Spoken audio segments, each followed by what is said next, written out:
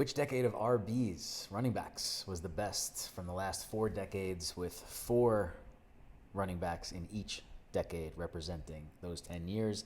Let's start with the 2020s because we're only halfway through the decade, so it's really hard to compare the body of work with the rest of the graphic here. I do think if we're having this conversation 20 years from now, that the 2020s will be heard from. Those 4 guys are all excellent players, all on their way to the Hall of Fame, in my opinion.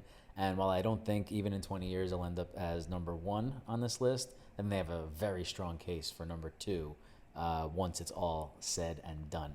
So looking at the other 3 decades, there's a big separation here between the best running back on the board, the top 2 running backs, top 3 running backs, and like the 8th, ninth, 10th guy here. So what I would do if I were just making a list of these 12 guys, I would remove Bettis from the 90s. I would remove Edge and Tiki from the 2000s and remove Marshawn and LaShawn McCoy from the 2010s.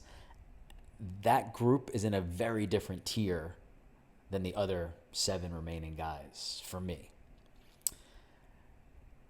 But this is very obviously the 90s as the best decade, and that's like, and they're playing with only 3 guys, right? Bettis, I thought he's a compiler, is not even in the same stratosphere as his running mates from the 90s. I do think if I were making a list of the best running backs on this board, 1, 2, and 3 are in the 90s. I think Adrian Peterson has a case to enter that group, but I think Barry, Falk, Emmett are the top 3 running backs on this board. So for me, the 90s easily is the answer here.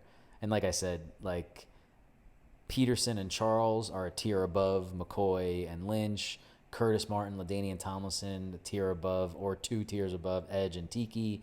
And the 90s, these guys are way better than Jerome Bettis. So this one was fairly easy for me. It's the 90s.